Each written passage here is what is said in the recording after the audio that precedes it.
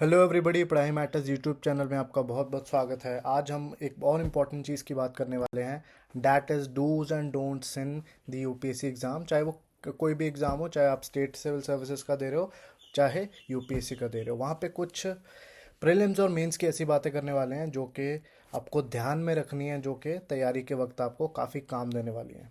Okay, सो बिना time waste किए हम स्टार्ट करते हैं। तो सबसे पहली बात हम करने वाले प्रीलिम एग्ज़ाम की, डैट इज़ द डूज की कौन सी चीज़ें हमें करनी चाहिए। अब देखो, बेसिक चीज़ें सबको पता होती है कि पढ़ना है, लेकिन कैसे पढ़ना है, क्या पढ़ना तैयारी करने के बराबर ही चीज़ होती है।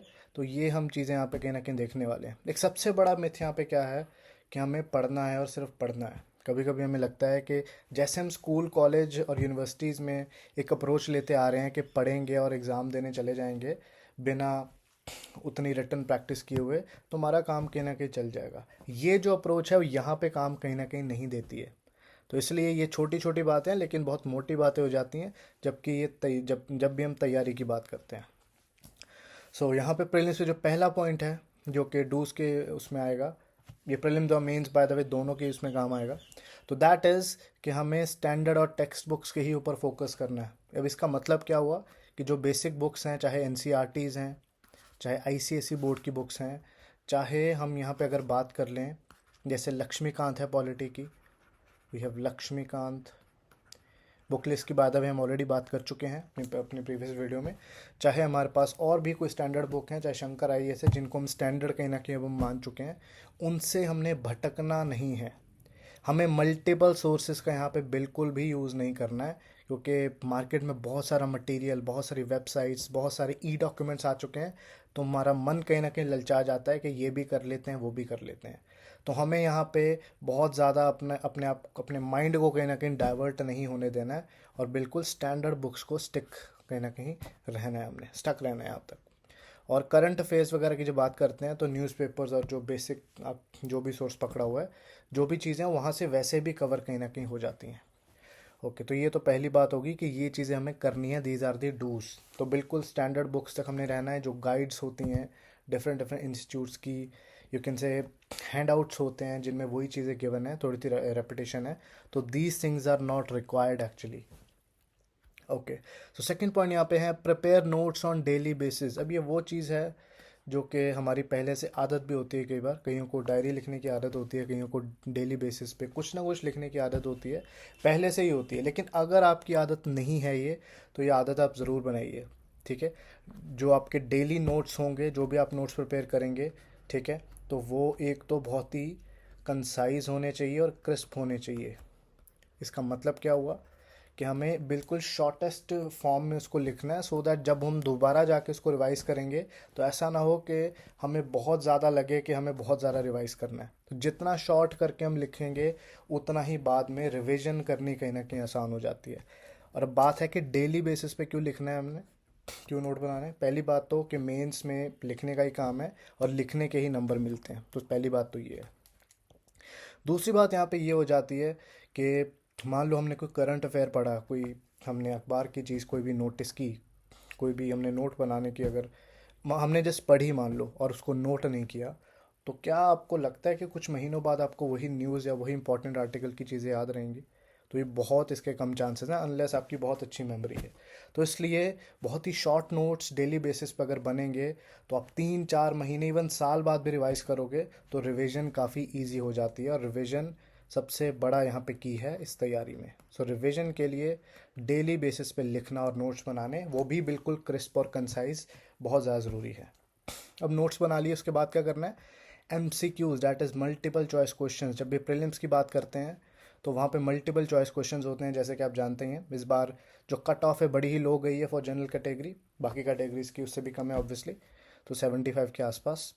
नाउ द थिंग इज़ कि जब हम पढ़ रहे हैं बहुत ज़्यादा, तो कभी कभी हमें लगता है कि पढ़ तो लिया है, इसकी प्रैक्टिस भी कर लेंगे बाद में, या फिर 2 महीने रह जाएंगे तो तब कर लेंगे। तो ये स्ट्रैटेजी बड़ी गलत साबित होती है। जब भी 1, 1.5 या 2 महीने रह जाते हैं, तो प्रेशर और स्ट्रेस बहुत ज़्यादा बढ़ जाता है एक्चुअल में, और हम उतनी प्रैक्टिस नहीं कर पाते हैं। So we must make sure कि 6, 7, 8 महीने पहले ही हम MCQs को डेली बेसिस पे सॉल्व करें। हमें पता लगे कि किस तरह के सवाल आते हैं, ट्रेंड कैसे चल रहा है, और हम कितने कंफर्टेबल हैं उन सवालों से। तो एटलीस्ट 10 क्वेश्चंस आपको सॉल्व करने चाहिए। इससे ज़्यादा भी कर सकते हो, 5-10, that is totally up to your capacity. तो अगर हम इतनी प्रैक्टिस करेंगे तो हमारी जो प्रीलिम्स की तैयारी है वो बिल्कुल स्मूथ यहाँ पे चलने वाली है। ओके, जब हमें लगता है कि एमसीक्यूज़ की प्रैक्टिस हमारी अच्छी हो गई है और 4-5 महीने हैं हमारे पास, तो हम टेस्ट सीरीज़ को भी कहीं ना कहीं यहाँ पे पिक्चर में ला सकते हैं। अब टेस्ट सीरीज़ क्या होती है? टेस्ट सीरीज़ में आपको फुल लेंथ टेस्ट होते हैं, जिसमें पहले तो सेक्शनल होते हैं कि हिस्ट्री का पूछ लिया, पॉलिटी का पूछ लिया, इकोनॉमी, करंट अफेयर्स, और कुछ बाद में फुल लेंथ मॉक टेस्ट भी होते हैं। बिना टेस्ट सीरीज़ के अगर हम बात करें सिविल सर्विसेज निकालने की या क्लियर करने की, ये लिटरली इम्पॉसिबल है। क्योंकि जब तक आप उस प्रेशर को फील नहीं करोगे, जब तक आप उस प्रैक्टिस राउंड से गुजरोगे नहीं, वो रिहर्स, हम क्या बोलते हैं उसको, ड्रेस रिहर्सल नहीं करोगे, तब तक हम कंफर्टेबल नहीं होंगे उस एग्ज़ाम से। और ये बाय द वे किसी भी एग्ज़ाम के लिए ट्रू होती है।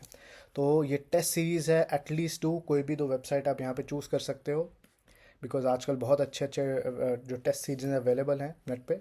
सो ये आपके लिए सबसे ज़्यादा ज़रूरी चीज़ें होने वाली हैं, एमसीक्यूज़, और the most important is the test series. बिना इसके आप बिल्कुल मत सोचिए कि ये एग्ज़ाम क्लियर होने वाला है। ओके, नेक्स्ट चीज़ है यहाँ पे गवर्नमेंट डॉक्यूमेंट्स, जिनको हम कभी कभी इग्नोर कर देते हैं, नहीं पढ़ते हैं, ठीक है, उनको यहाँ पे इग्नोर नहीं करना है। जैसे कि इकोनॉमिक सर्वे। इकोनॉमिक सर्वे एक ऐसा डॉक्यूमेंट है जिसमें लगभग सारी इकोनॉमिक प्रॉब्लम्स उस साल की या फिर उस 1-1.5 साल की उसमें कवर्ड होती हैं, ठीक है। न्यूज़पेपर्स की बात तो खैर हम कर ही चुके हैं पिछले लेक्चर में, और इकोनॉमिक सर्वे की भी थोड़ी सी बात की थी, लेकिन इसको यहाँ पे मैं रिपीट कर रहा हूँ, क्योंकि हमें गलती से भी इसको इग्नोर नहीं करना है। बिकॉज जो यहाँ पे कुछ जो कीवर्ड्स जो यहाँ पे लिए जाते हैं, जो टर्म्स ली जाती हैं, वो काफ़ी सारी इकोनॉमिक सर्वे से होती हैं और बाकी गवर्नमेंट डॉक्यूमेंट से भी होती हैं। अब सारे गवर्नमेंट डॉक्यूमेंट्स पढ़ने फीजिबल नहीं है, पढ़े भी नहीं जाएंगे, बट इसे पढ़ना बहुत ज़रूरी है। बहुत सारे कंसेप्ट आपको यहीं से आएंगे और काफ़ी इकोनॉमिक्स की जो तैयारी है वो यहाँ से आपकी हो जाएगी। सो इनको बिल्कुल भी इग्नोर नहीं करना है, and this is something that we have to do, ये करना है, डैट इज़ वाई डूज में हमने इसको इंक्लूड किया है। ओके, नेक्स्ट हम आते हैं regular practice of Atlas and constitution is required.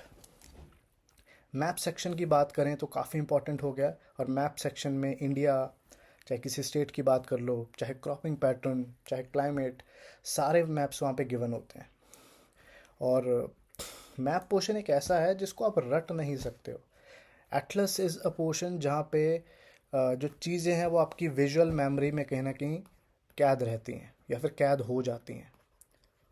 जैसे कि अगर मैं आपसे कहूँ कि क्या आपको अपने घर का हर कोना याद है, अगर आपकी सारी लाइट्स ऑफ कर दी जाएं, तो आपका आंसर मोस्टली होगा यस, क्योंकि आप बहुत बार वहाँ से गुजरते हो, अपने घर का चप्पा चप्पा में पता होता है।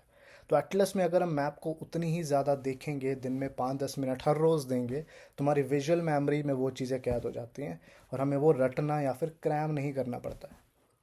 तो इसलिए एटलस की रेगुलर प्रैक्टिस काफ़ी ज़रूरी है, प्रीलिम्स के लिए काफ़ी ज़्यादा हैंडी रहती है, स्पेशली स्टेट एग्ज़ाम्स के लिए, क्योंकि वहाँ पे जो ज्योग्राफी के क्वेश्चंस हैं वो काफ़ी आपके मैप बेस्ड क्वेश्चंस रहते हैं। ओके, कॉन्स्टिट्यूशन की यहाँ पे जो बात है, ये बेसिकली बेयर एक्ट है। बेयर एक्ट मीन्स जिसमें सिर्फ एक्ट्स दे रखे हैं, उसमें एक्सप्लेनेशन नहीं है।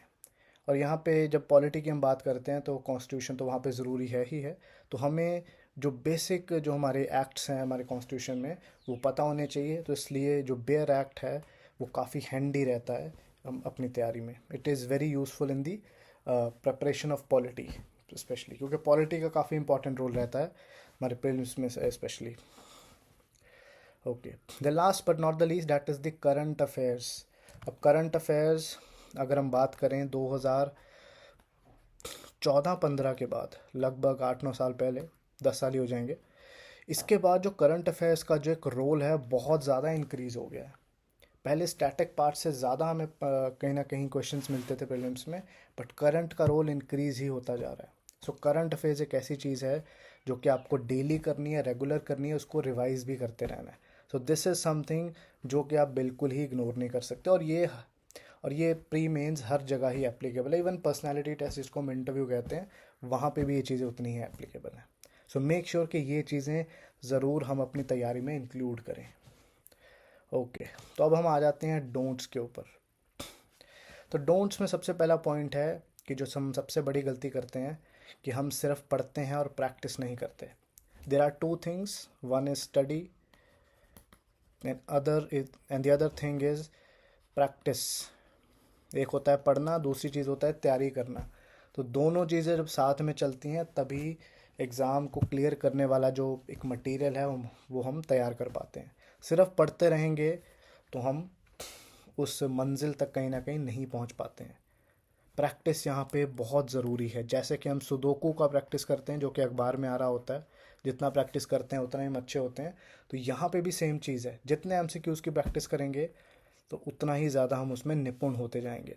तो यहाँ पे सिर्फ रीड नहीं करना है, प्रैक्टिस के ऊपर फोकस ज़्यादा देना है. ये यहाँ पे कीवर्ड रहने वाला है जो कि आपको थ्रू आउट अपने माइंड में रखनी है चीज़. Okay, second point is do not focus on subordinate exams MCQs.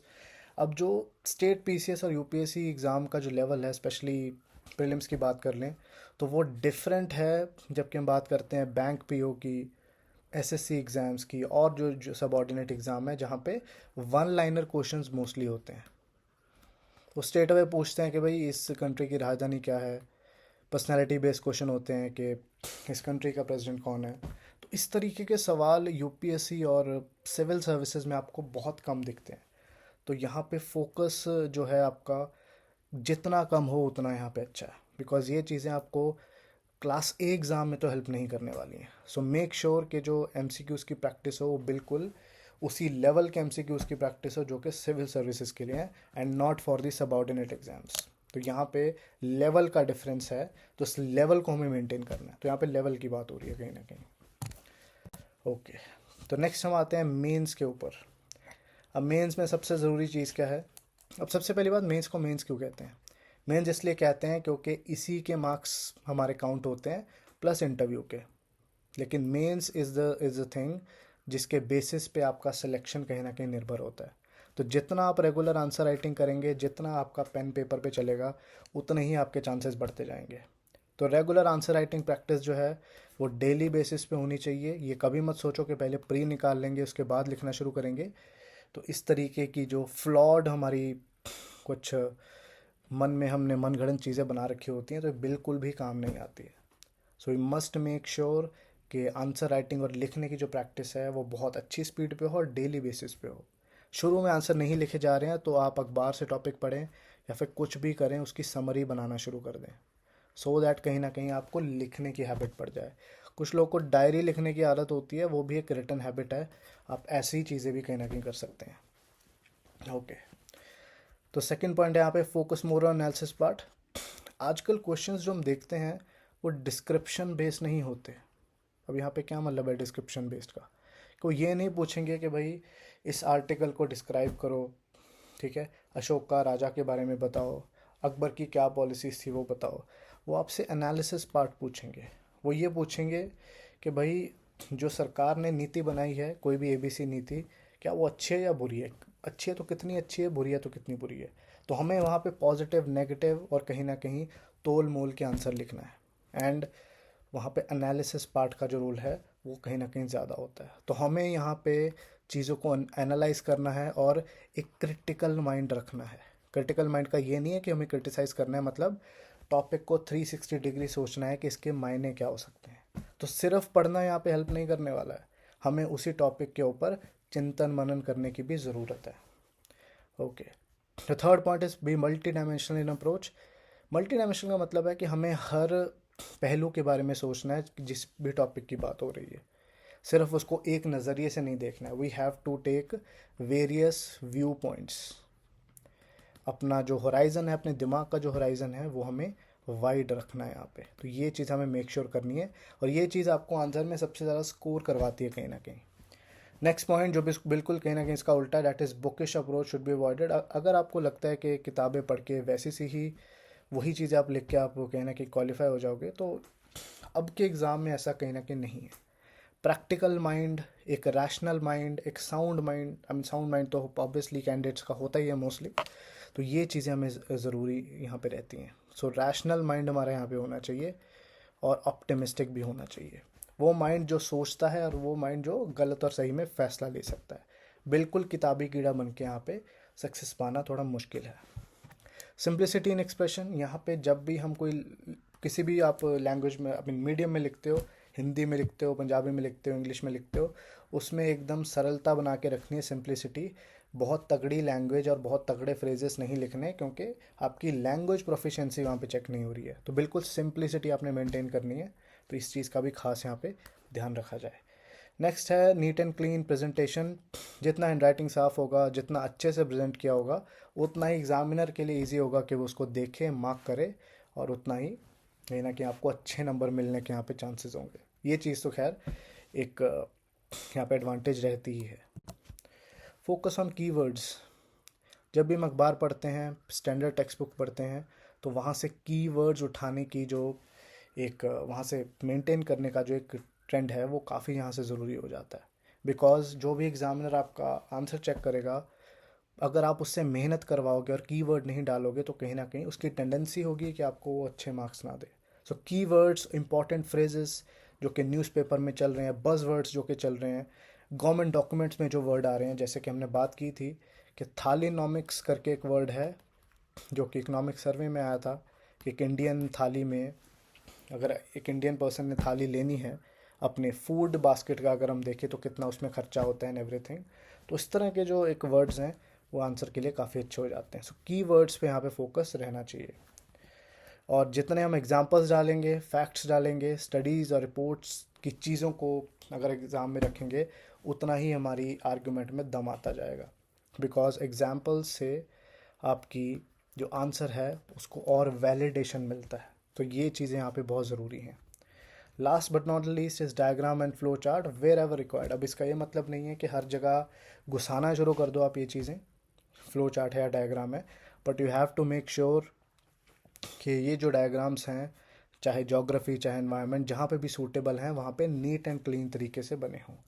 और कभी कभी क्या होता है कि टाइम बड़ा कम बचा होता है और हमें आंसर भी लिखने होते हैं, अटेम्प्ट करने होते हैं, एंड वी नो कि हमारा छूट जाएगा वो, तो वहाँ पे फ़्लो चार्ट बना के भी आप कहीं ना कहीं एक मिनिमम लेवल के जो मार्क्स है वो स्कोर कर सकते हैं, rather than getting straight away zero. तो फ़्लो चार्ट्स ये कहीं ना कहीं प्रेजेंटेशन को अच्छा करता है, और स्पेस भी अच्छी खासी ऑक्यूपाई हो जाती है कभी कभी जब हमारा मटेरियल उतना ज़्यादा नहीं होता है, तो ये चीज़ें काफ़ी हैंडी रहती हैं।